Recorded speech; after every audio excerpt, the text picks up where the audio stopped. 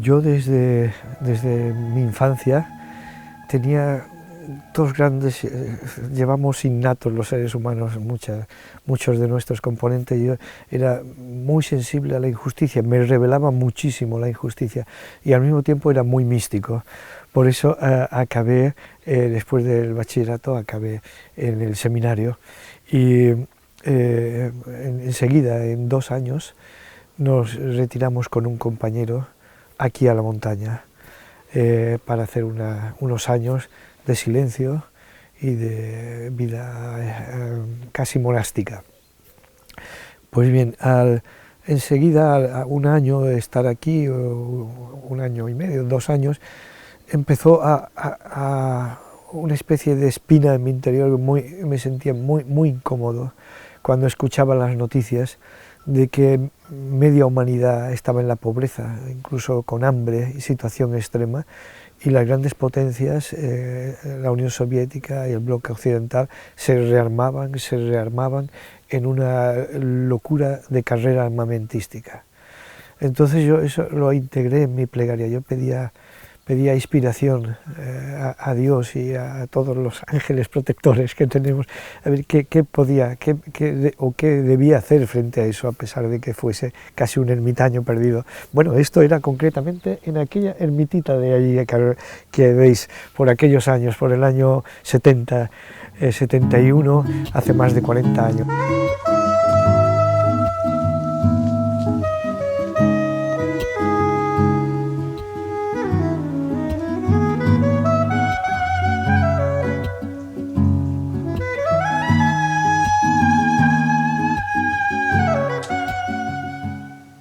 Entonces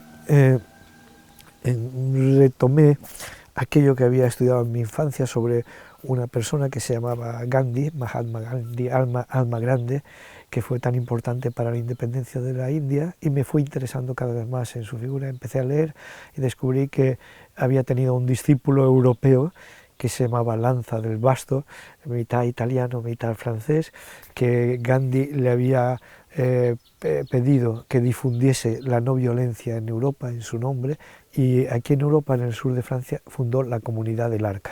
Y llegué allí, conocí a Lanza del Basto, conocí a la comunidad y efectivamente dije, creo que esta es la vía, tengo que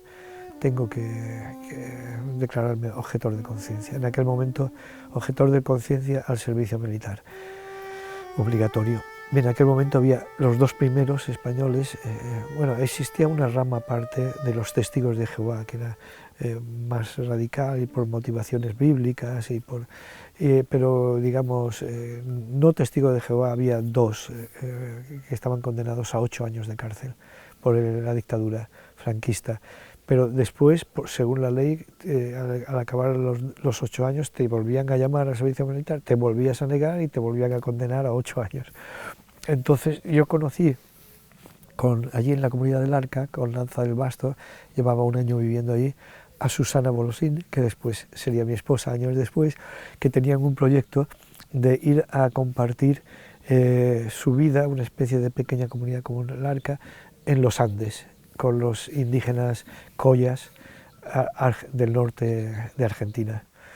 Y tal cual, hicimos esto con otras 2 parejas, nos fuimos al norte argentino y allí, cuando ya llevábamos 2 años, no llegaban los 2 años, ocurrió que llegó también un golpe militar a Argentina, aquella dictadura militar de Videla, Masera, Agosti, que acabó con la vida de los 30.000 desaparecidos y de una situación tan catastrófica. Pero el hecho es que aquí falleció Franco, se concedió la amnistía a todos los que estaban, a todos los presos y prófugos de la justicia, y ese fue el motivo después por el cual después de 4 años en los Andes volvimos otra vez a España, volvimos aquí a Solivar, a estas casas y estas ermitas.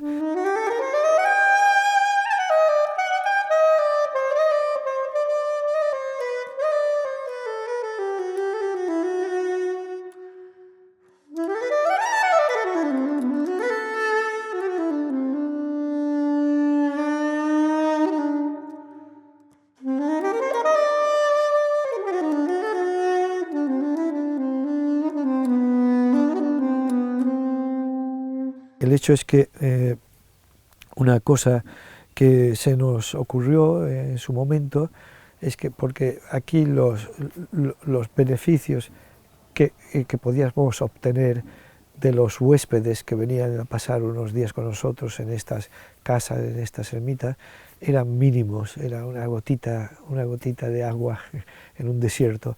Entonces empezó en Madrid todo aquel movimiento por el 07 para solicitar a nuestras instituciones políticas que concedieran el 07 para la solidaridad.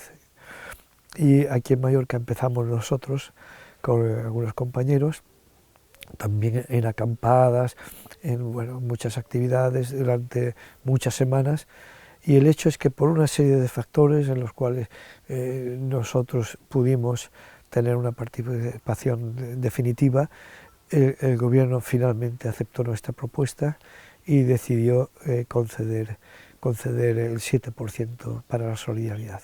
Porque esto era a finales del 92, que en diciembre del 92 constituimos la fundación, estábamos todavía intentando restaurar esto y llegó la gran crisis de Ruanda del 6 de abril del 94, en el que fueron asesinados los dos presidentes hutus de Ruanda y de Burundi con toda la tripulación y las otras personalidades de ambos países que viajaban en aquel vuelo.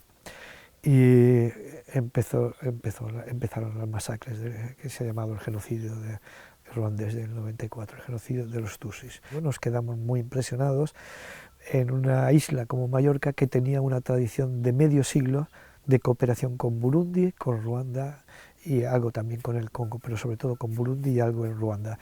El hecho es que fui a Burundi y Ruanda y ya empezó el desconcierto, porque lo que yo vi allí no tenía nada que ver con la versión oficial. Después de Burundi atravesamos un poco inconscientes porque era peligroso, yo no tenía conciencia tan clara de peligro, atravesamos Burundi, Ruanda y llegamos a Kigali, capital de Ruanda, y ahí siguió esa tónica de desconcierto, no tenía nada que ver lo que sucedía con lo que transmitía.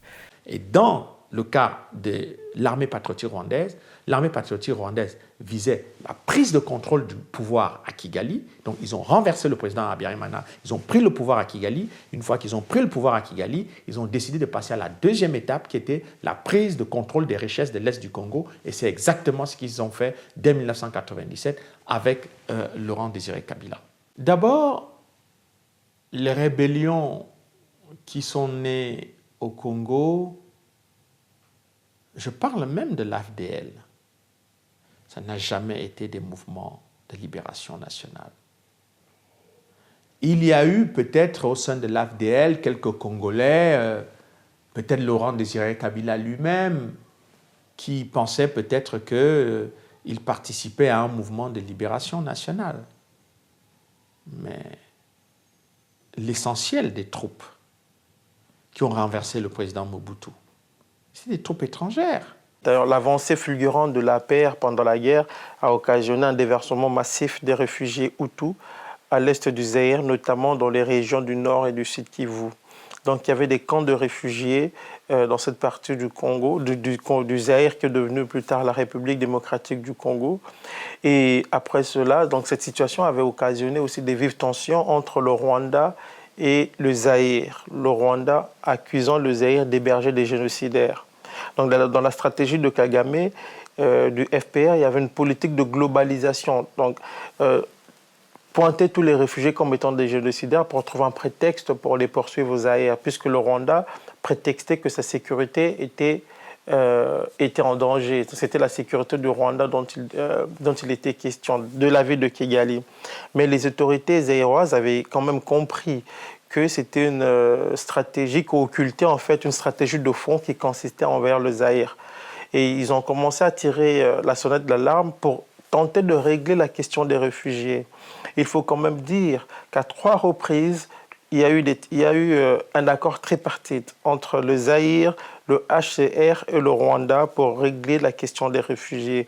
Et à chaque fois, Kigali avait trouvé un moyen pour court-circuiter ces accords pour que les réfugiés demeurent au Zaïre. Y ahí empezó mi indignación y una actividad aún más comprometida. De ahí nacieron las 2 marchas por la paz, con el apoyo del gobierno de las Baleares. La presidenta de Mallorca me entregó en mano una carta que yo debía llevar a pie por casi 1000 kilómetros desde Barcelona a Ginebra, y entregar al alto comisario para los derechos humanos, Ayala Lasso, en aquel momento. Entonces, efectivamente, hicimos los 1000 kilómetros en distintas etapas de 30, 40 kilómetros, nos recibían en todos los ayuntamientos, y funcionó tan bien que pensamos hacer una segunda, esta vez desde Italia, para recoger todo el apoyo de Fuerza Italiana, y partimos de Asís unos meses después y llegamos de nuevo hasta Ginebra, y nos volvió a recibir Ayala Lasso, muy preocupado por lo que estaba ocurriendo.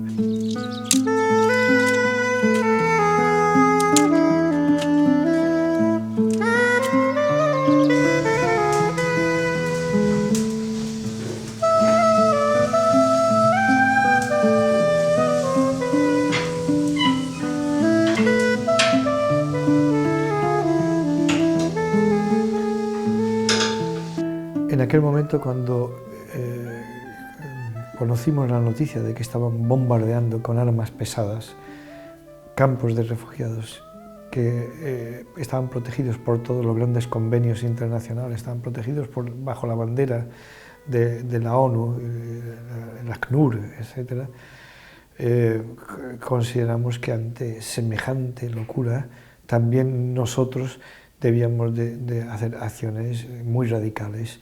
Gandhi reitera muchísimas veces: un solo ser humano se puede enfrentar a un imperio, un solo humano puede reconducir. Entonces consideramos que, aunque fuésemos muy pocos, que éramos conscientes de lo que estaba pasando, debíamos de hacer algo enérgico, y comenzamos este ayuno, que llegó hasta los 43 días, y paramos porque hubo una resolución del Parlamento Europeo, si no hubiésemos seguido seguramente.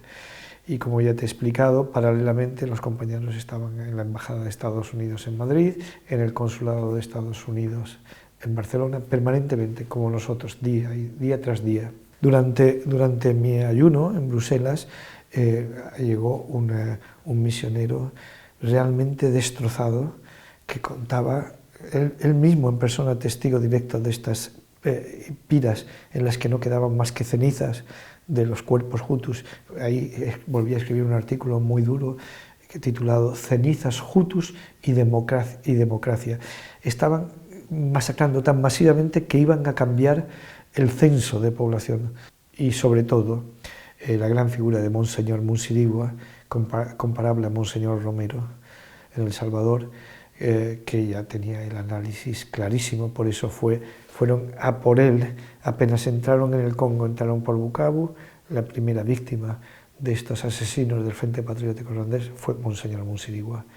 Y como existe este control mediático tan tremendo, hay personas que admiran profundamente a Monseñor Romero y no saben, sin embargo, quién es Monseñor Munsirigua, cuando son figuras universales de una grandeza semejante. Los dos jesuitas, es increíble los paralelismos, uno y otro hicieron unos análisis sociopolíticos clarísimos de lo que estaba pasando. Je crois que dans la crise des Grands Lacs, il y a quelqu'un à qui moi, personnellement, je dois beaucoup dans la prise de conscience de ce qui s'est passé, c'est Monseigneur Munsirigua. Et Monseigneur Munsirigua, je crois que c'est quelqu'un qui n'a pas été suffisamment entendu, écouté et apprécié à sa juste valeur dans les analyses qu'il a pu faire au moment où toute cette affaire avec le Rwanda a éclaté sur le territoire du Congo. Bon, il a été une victime innocente de cette affaire. L'assassinat qui a été perpétré contre lui par les éléments de l'armée patriotique rwandaise dirigée par Paul Kagame témoigne du fait que personne ne voulait d'un témoin objectif, impartial, dans cette affaire, ce qu'était exactement Monseigneur Munsirigua. Parce qu'il a eu raison très tôt, il a eu raison avant tout le monde. Quand il attirait l'attention des gens sur ce qu'était la vraie nature du FPR, que c'était un régime criminel qui était en train de s'installer au Rwanda, qui était d'une violence inouïe et qui avait porté sur le territoire congolais la brutalité, la violence qui était en quelque sorte son action naturelle au Rwanda, et que cette action-là portée sur le territoire congolais s'était retournée contre des Congolais qui n'avaient absolument rien fait contre le Rwanda. Donc, Monseigneur Muziroa a attiré l'attention de beaucoup de gens. Il avait écrit au président Carter, il a écrit à divers responsables politiques occidentaux, il a attiré l'attention des organisations des droits de l'homme. Et toutes ces personnes ont écouté, ont entendu, mais puisque le FPR était soutenu par les États-Unis et la Grande-Bretagne, eh bien, les mises en garde de Monseigneur Muziroa sont complètement passées inaperçues. Sauf qu'effectivement, en ce qui concerne l'archevêque de Bukavu, lui, déjà 1 an avant que la guerre se produise, au moment de la guerre rwandaise elle-même, lorsque l'on accueille les réfugiés qui fuient la guerre du Rwanda, il est déjà très actif sur le terrain diplomatique. Il se comporte en fait comme un diplomate. Et donc lui, qui est au courant des enjeux, sait très bien que c'est une poudrière. Et il a écrit dans un certain nombre de textes qui parlaient de poudrière, un vrai prophète en fait. Quand on lit aujourd'hui un certain nombre de ses écrits, on se dit, on a l'impression qu'il est en train de parler là, il y a 2 jours, lorsque les premières attaques se font sur Bukavu, sur le Congo et sur Bukavu. Donc je téléphone pour prendre des nouvelles, et au téléphone il m'explique une chose que je garde jusqu'aujourd'hui, qui a conduit d'ailleurs ma compréhension des enjeux et mon propre engagement. Il me dit: Emmanuel, nous sommes agressés par le Rwanda, c'est pas une guerre ethnique, c'est pas une guerre civile. Il ne s'agit pas de Congolais qui se battent entre eux, il s'agit d'une guerre d'agression du Rwanda, et ce pays est soutenu par les États-Unis, par la Grande-Bretagne et par la Belgique où vous vivez. Donc, je vous demande de le dénoncer. Vous en avez entendu? On est coupé. J'ai entendu, moi. Il faut le dénoncer. Donc, dès le lendemain, j'arrête d'ailleurs ma thèse de doctorat à l'époque, et je mobilise tous les amis avec moi pour dire, voilà, on a reçu un testament. Pourquoi je dis testament? Puisque, en fait, le lendemain de mon appel, cet évêque est assassiné par l'armée rwandaise. L'archevêque de Bukavu avait une vision très précise de ce qui se passait. Quand on jette un coup d'œil sur ses correspondances, que ce soit celle qui a été envoyée à Bill Clinton ou à Madame Ogata, on remarque très bien que pour l'archevêque, en fait, il se crée en Afrique centrale, dans la région des Grands Lacs, mais en Afrique centrale, un nouveau problème palestinien.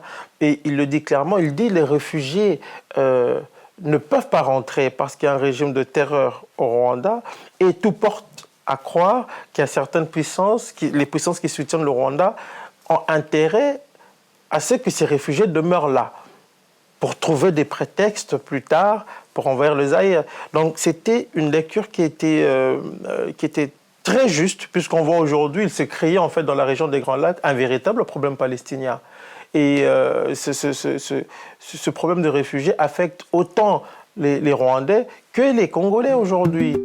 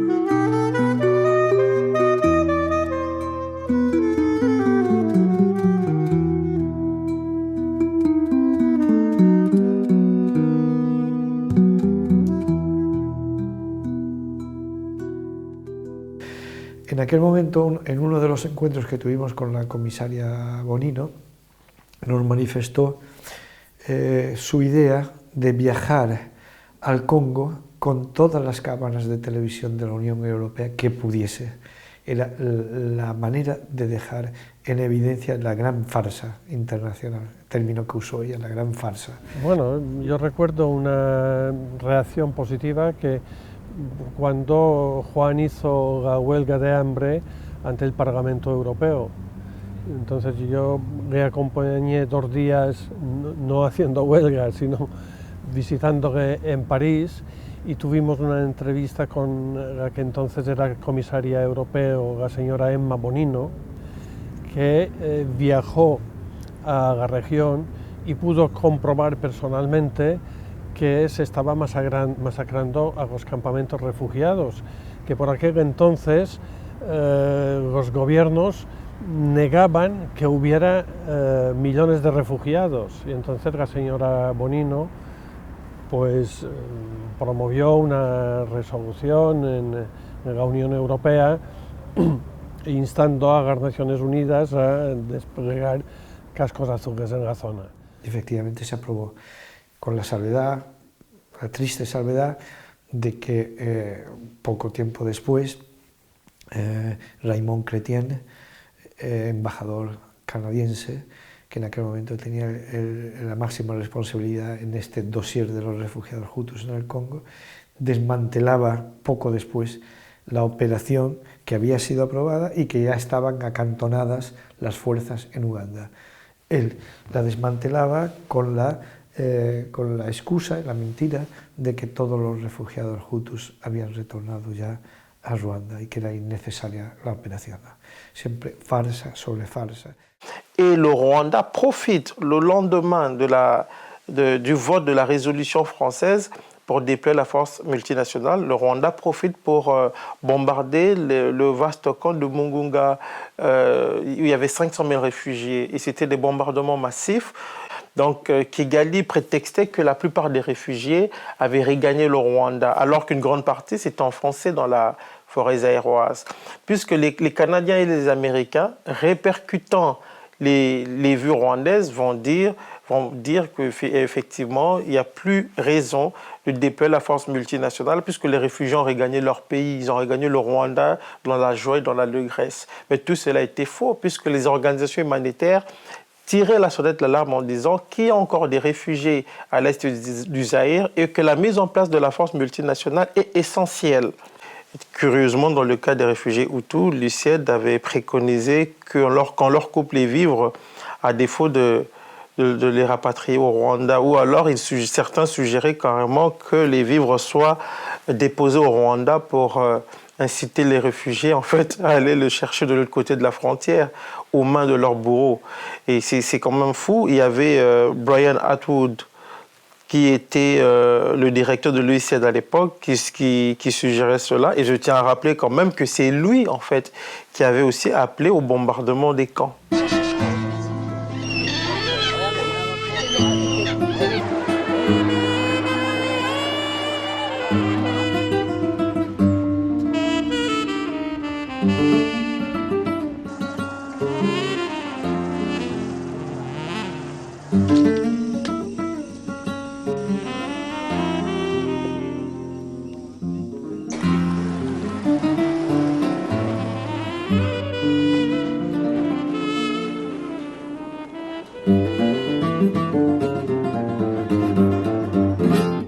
Non ho mai assistito in tutta la mia lunga carriera di 30 anni con le Nazioni Unite di campi profughi, perché ho sempre fatto campi profughi tutta la mia vita, purtroppo, per fortuna è andata così. Non è mai successo che ci fossero stati dei campi profughi attaccati in questa maniera. Piccole vicissitudini tra profughi e popolazioni locali, queste le ho viste un po' in Somalia, in Angola no. Ma niente di paragonabile a ciò che è successo lì, insomma, assolutamente no. Mi telefona e mi dice: guarda, vai all'aeroporto, quello piccolo di Nairobi, che c'è un aereo che ti aspetta e che ti porta a Kampala. Perché dobbiamo cercare la possibilità, attraverso i confini tra l'Uganda e il Congo, di vedere se possiamo far passare l'assistenza con il camion attraverso questo itinerario. Quindi dovresti andare. Questa era una cosa. La seconda, stanno arrivando i canadesi con gli aerei all'aeroporto di Entebbe a Kampala, che andranno a sorvolare le foreste per vedere se riescono a rintracciare questi rifugiati. E quindi mettiti in contatto con loro. Io ogni mattina andavo all'aeroporto a Entebbe, dalla città, e chiedevo a questi militari canadesi di entrare nei loro aerei e fare anch'io la perlustrazione assieme a loro, no? Perché loro partivano e mi lasciavano sempre a terra. E tornavano e dicevano: oh, c'era talmente tanta nebbia, non abbiamo visto niente. C'era la pioggia, tutti i giorni, c'era la pioggia, non abbiamo visto niente. Poi tutte queste foreste sono talmente fitte che non siamo riusciti a vederli. I campi erano tutti vuoti, non c'era più nessuno nei campi. Mi ricordo che ho visto Mugunga.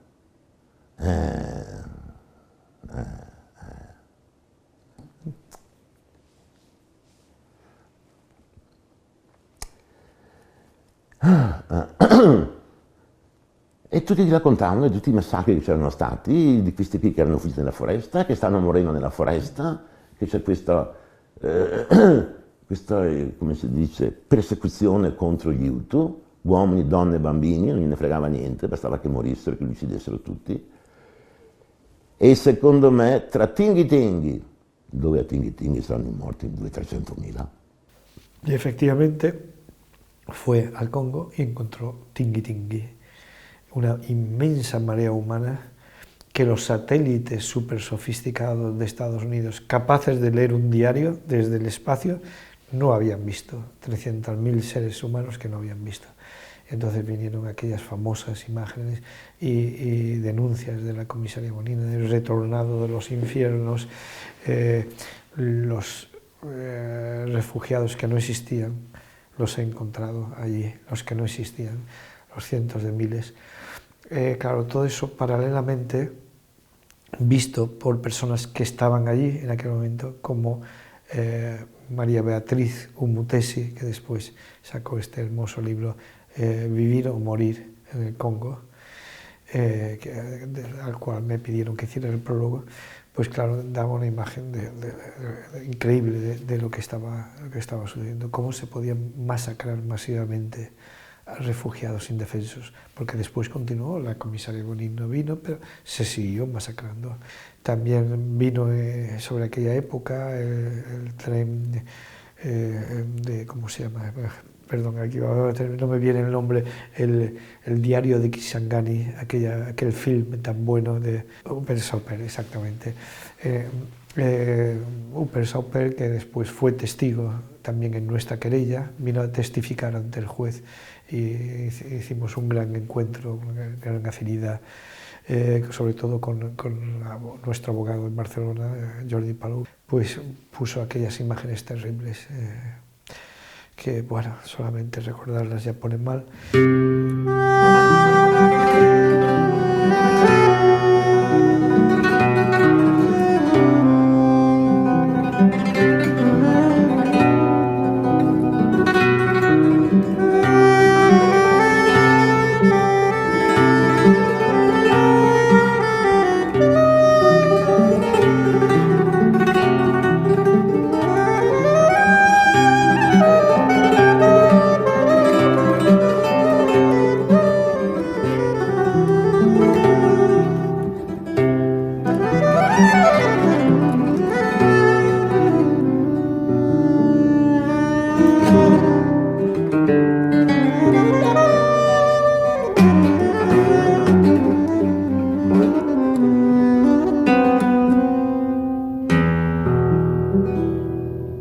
Mi chiedono di ritornare a Bukavu.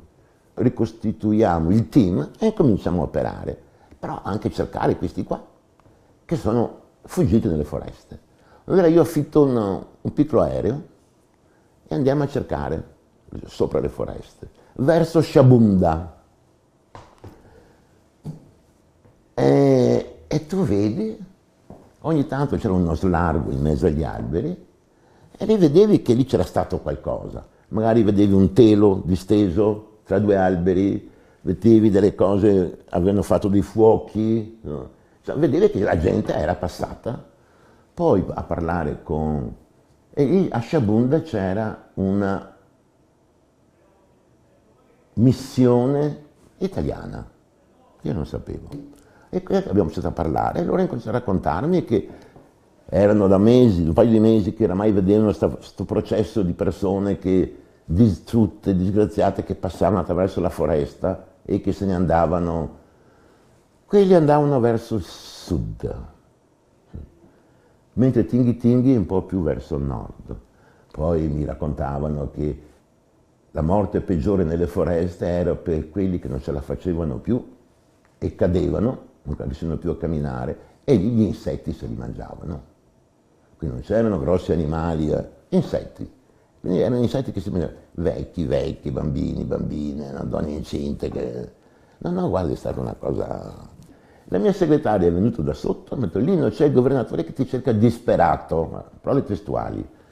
Io, con questa mia tutina che avevo da casa, parto, tanto era un amico, vado al governorato e trovo questa situazione di cui non mi aspettavo assolutamente, piena di militari ruandesi, tutsi, alti 2 metri.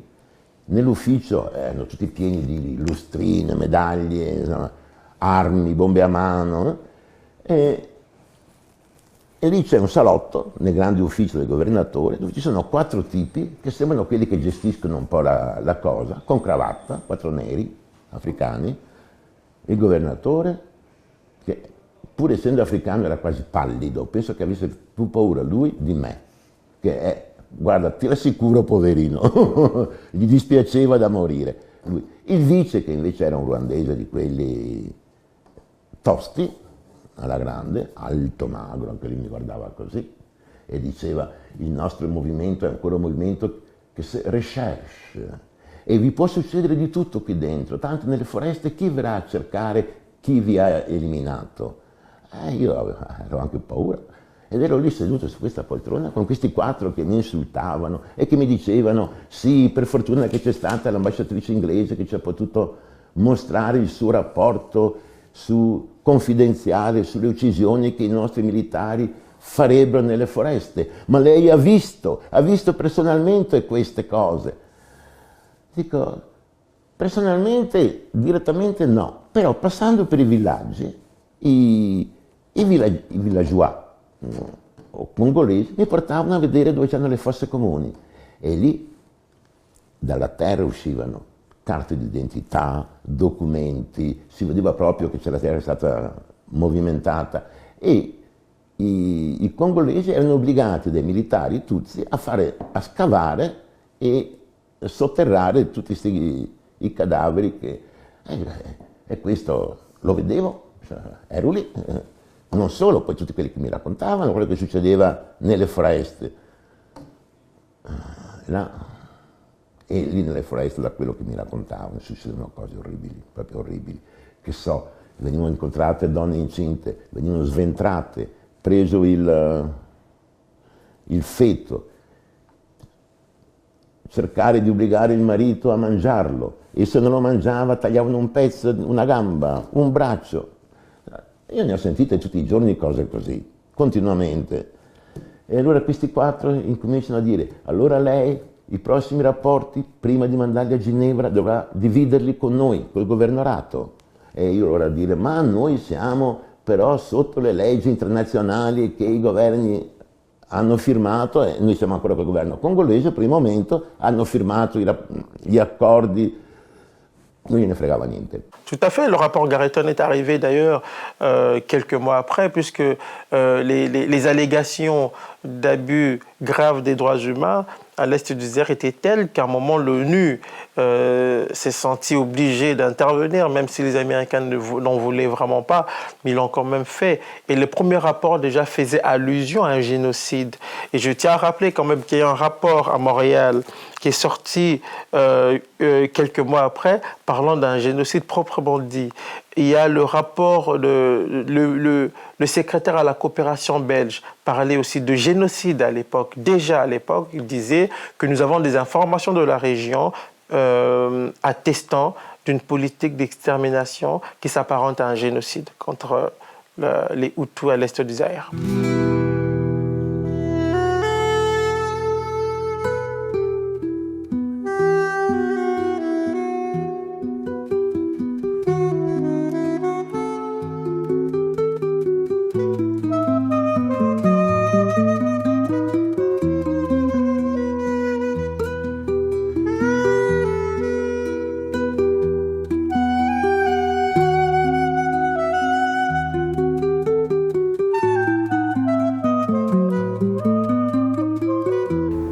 Juan Carrero nos propone un proyecto de cooperación muy sui generis, en un proyecto para intentar hacer justicia y denunciar a los culpables ante la Audiencia Nacional Española, aplicando el principio de la justicia universal. Y es cuando ayudamos a financiar esta querella criminal que culmina con el auto del juez Fernando Andreu en el año 2008, que es un auto ejemplar, porque para mí es una revelación. Es una revelación de cuáles han sido los motivos que han provocado no únicamente el genocidio de 1994, el genocidio oficial, sino el gran genocidio que se mantiene todavía escondido, que nunca ha trascendido a los grandes medios de comunicación, y de los intereses ocultos, políticos y sobre todo econòmics, que hay detrás de ello. Amb ell se li imputa la mort de 4 dels 9 espanyols, se li imputa la mort de molts ruandesos a Ruanda i de molts refugiats ruandesos hutus i població civil congolesa al Congo, a l'est de la República Democràtica del Congo, inclòs els crims de guerra de pillatge de recursos minerals, d'or, de diamants, de coltan, està inclòs en aquesta imputació. En fait, la stratégie du Rwanda a été très simple. Avec l'aide de la communauté internationale, il leur fallait avoir à l'est du Congo quelques groupes armés Hutus, même s'ils n'avaient pas grand-chose, mais il fallait qu'il existe des Hutus à l'est du Congo. Parce que c'était le prétexte utilisé par le Rwanda pour dire qu'il y avait des génocidaires dans cette région. Donc, et pendant que le Rwanda disait qu'il y avait des génocidaires dans cette région, le Rwanda organisait l'occupation des mines de coltan, des mines de diamants, des mines de cassitérite. Mais quand soit les forces des Nations Unies arrivaient à les débusquer, à les identifier, ils disaient « Ah mais non, mais nous, il y a les Interamwe ici, il y a les génocidaires là-bas, il y a des Hutus qui menacent de déstabiliser le Rwanda là-bas, donc nous, on va aller là-bas pour essayer de les chasser. » Les rapports des Nations Unies, des experts de l'ONU, s'accumulent, ce n'est pas un rapport, ce n'est pas 2 rapports, il y a 4, 5, 6, 7 rapports qui disent que le Rwanda finance la rébellion les rébellions au Congo, le Rwanda finance la déstabilisation de l'Est du Congo, le Rwanda participe au pillage des richesses du Congo, crée des sociétés. Le président Kagame lui-même est directement impliqué dans les trafics au Congo, etc., etc. L'Ouganda également, et la communauté internationale ne dit absolument rien du tout. En 2002, lorsque je publie Les secrets du génocide rwandais, notamment sur le rôle de Kagame dans l'attentat et sur l'action de l'armée patriotique rwandaise dirigée par le même Kagame sur le territoire congolais, je parle de Kagame et la guerre des diamants au Congo. Le transport par cargo des sacs importants de diamants qui étaient, d'après le garde du corps de Kagame, accumulés dans la chambre de James Kabarebe et qui étaient envoyés directement à Kagame au Rwanda. C'est son garde du corps qui parle. Además, uno de los motivos por el que se me ocurrió que sería importante esta querella es porque cuando fui conociendo la historia de cada uno de estos asesinatos me di cuenta de que eran metáforas clarísimas del conflicto, que estirando el hilo de cada uno de estos asesinatos llegábamos al núcleo del problema.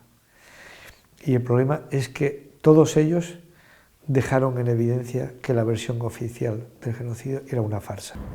Hay una reunión que se celebra en Kigali en el que se reúne el secretario general, el secretario de Exteriores, el secretario del Ministerio de Exteriores, que en aquel entonces era Ángel Gosada, se reúne con la ministra de Justicia de Ruanda. Y entonces sale un despacho de agencia con unas declaraciones de la ministra ruandesa que dice: hemos estado hablando de la querella criminal que se sigue en la Audiencia Nacional Española contra miembros del gobierno ruandés y hemos estudiado la manera de lidiar este problema. Lidiar es sinónimo de torear, burlar. Bueno, al cabo de unas semanas ya tuvimos la demostración de lo que se había pactado y era una resolución de un grupo de expertos del Consejo de Seguridad de las Naciones Unidas que acusaban a la Fundación Solidar y a Joan Carrero y a la Asociación Inshuti de financiar grupos terroristas al este del Congo y de conspirar mediante el diálogo interruandés para promover una intervención militar en Ruanda. Figúrense que la colaboración económica eran $500 que Juan Carrero había dado a una viuda de un militar, de un exmilitar.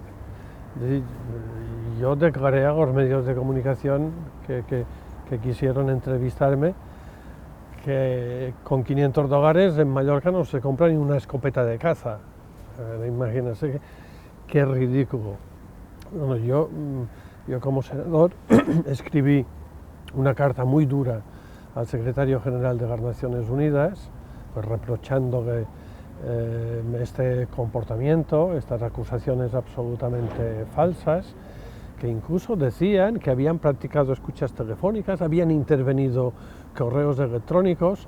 Bueno, esto aquí no se permite para luchar contra ETA. Es decir, ningún gobierno, ninguna policía puede intervenir correos ni practicar escuchas telefónicas si no es con un mandato judicial. Los expertos de las Naciones Unidas, por lo visto, lo pueden hacer con total impunidad. Lo hicieron, dicen. Ellos lo dicen que lo hicieron.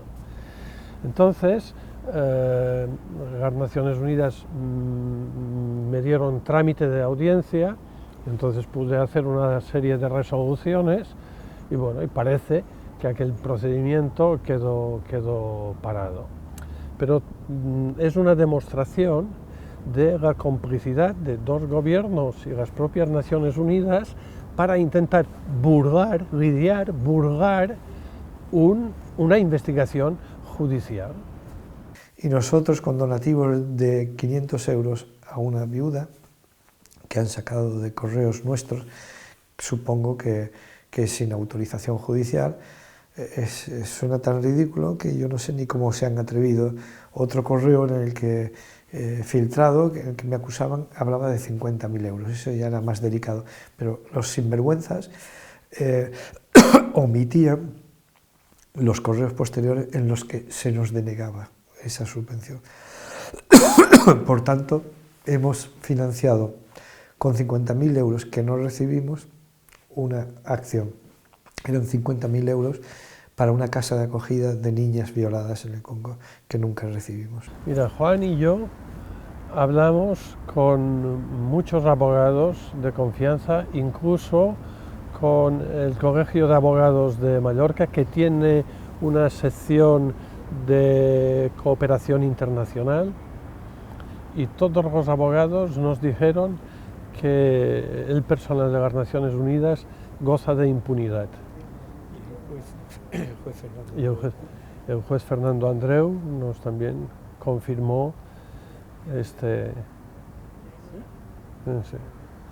decir, que son unos funcionarios que pueden actuar como auténticos matones en cualquier parte del mundo, atropellando derechos humanos, amenazando, creando pruebas falsas con total impunidad.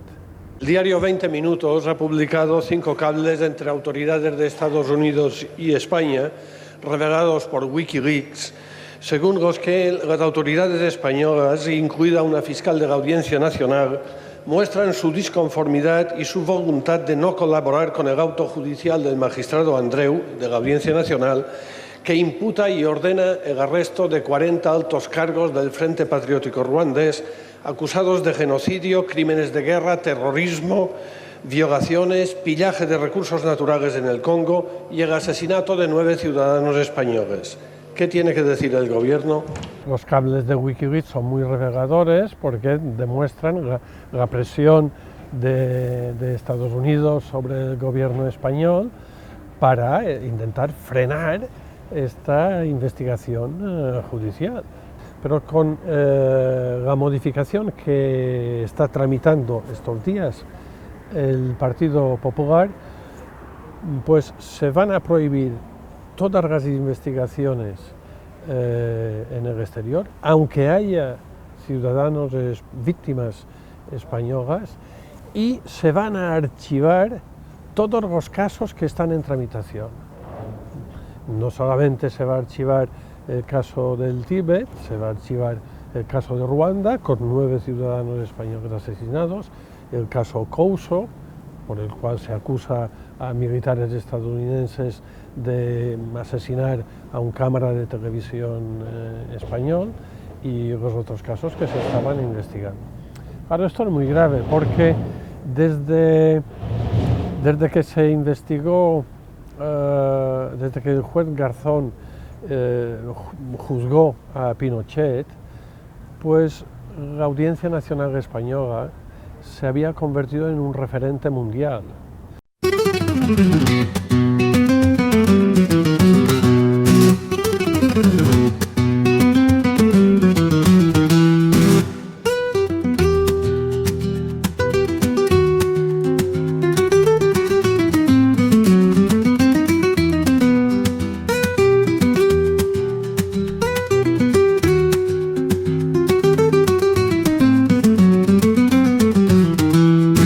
Cuando aquel día terminamos nuestro ayuno y somos recibidos por el ministro de Exteriores español, Abel Matutes, para explicarnos la decisión tomada en el Consejo de Exteriores de que habrá esa intervención humanitaria, la corresponsal de Televisión Española se me acerca a mí casi con lágrimas en los ojos y me dice: Juan, lo siento en el alma no poder ayudaros y filmaros, porque he seguido vuestro ayuno y me ha conmovido, pero estáis vetados.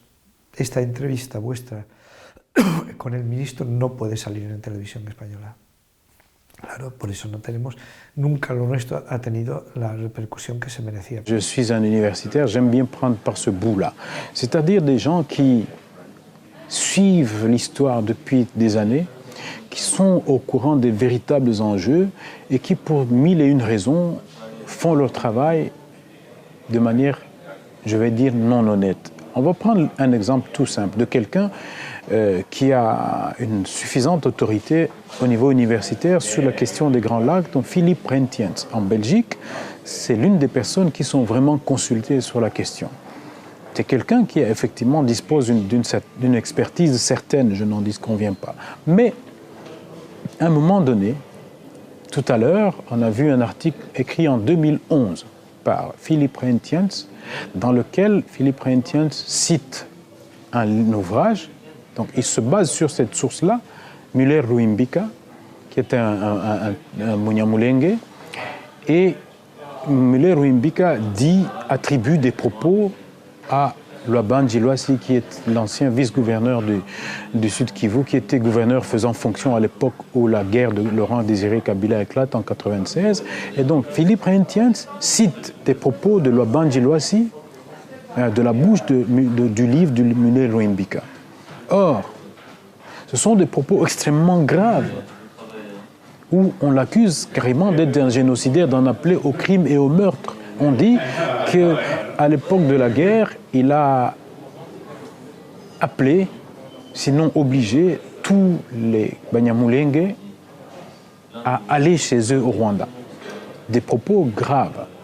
Philippe Reintjens est un expert, et à ce moment-là, quand il cite Müller-Ruimbika, il sait très bien que celui qui est cité par Müller-Ruimbika, c'est Laban Djilwassi, qui est en Belgique comme lui, quelqu'un qu'il a déjà rencontré.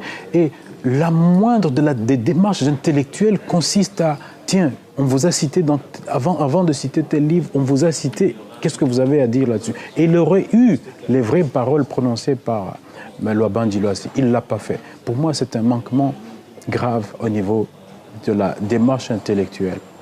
Et c'est comme ça qu'il y a une série de choses, pas uniquement celle-là, plein d'autres choses ont été colportées, dites, qui ne sont pas vérifiées, qui ne sont pas recoupées. Ce qu'il a dit, ce gouverneur-là, à l'époque, ce que Laban Dji a dit, c'est tous les citoyens, tous les civils, c'est-à-dire les Banyamulenge, les Barega, les Bafuliru, toutes les populations civiles qui sont dans les hauts plateaux où se déroule la guerre, nous leur permettons, via un corridor humanitaire, de sortir de là et de les installer dans des cas au Congo, où ils seront plus en sécurité. J'ai été atterré quand j'ai découvert les rapports de M. Ado Ayello, les rapports qui était représentant spécial de l'Union européenne pour les Grands Lacs, les rapports de mission d'un certain nombre de fonctionnaires de l'Union européenne, les rapports confidentiels de certains responsables européens qui, tous dans leurs rapports internes, disaient des choses qui n'étaient jamais dites dans les rapports officiels ou les rapports qui étaient rendus publics. Dans les rapports publics, on parlait uniquement que l'Est du Congo était perturbé, déstabilisé par des groupes armés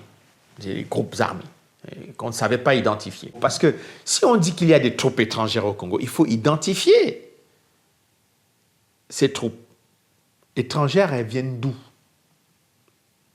Mais personne ne veut citer le Rwanda de Paul Kagame dans cette histoire.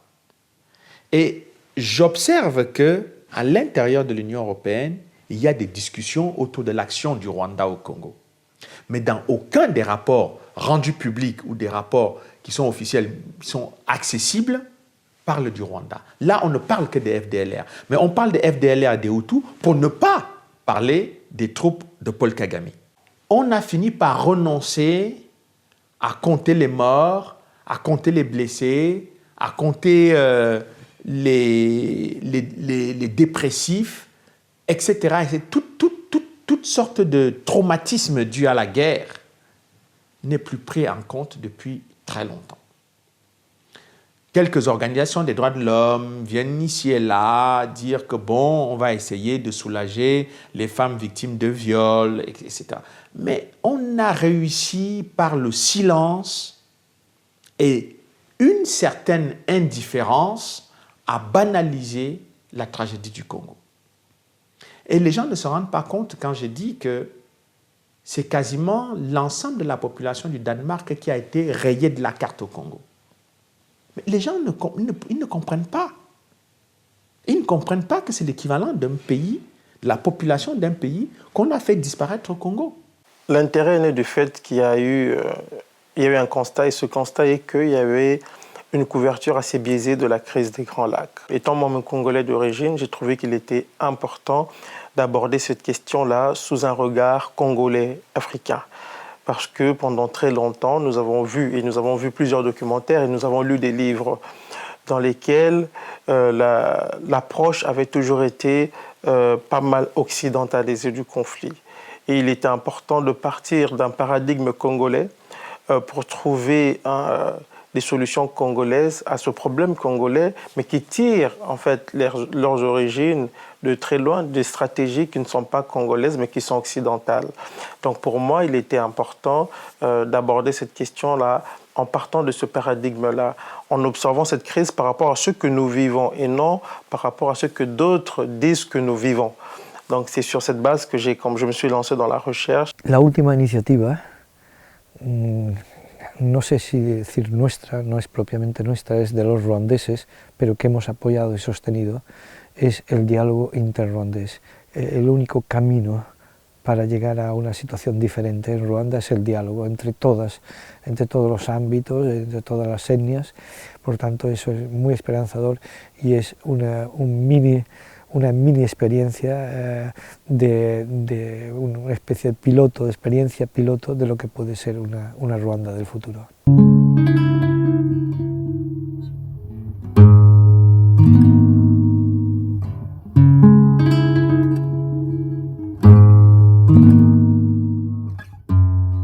Cynthia McKinney, con informaciones privilegiadas por haber sido la representante, la enviada especial de Clinton a la región y haber viajado en el mismo avión en el que viajaban decenas de altos ejecutivos de multinacionales mineras que iban firmando contratos con un rebelde Kabila, que aún no era nadie, que le financiaban la agresión y después recibían concesiones mineras. Pues bien, como ella dijo, esto no ha sido un genocidio, ni ha sido un problema interno, esto ha sido un golpe de Estado promovido de nuevo por mi país, que había promovido tantos golpes de Estados en Sudamérica y en Centroamérica, con el objetivo del pillaje de los grandes recursos del Congo. Esa es la clave y la explicación de lo que ha pasado en Ruanda. Mi país ha dado un golpe de Estado en Ruanda.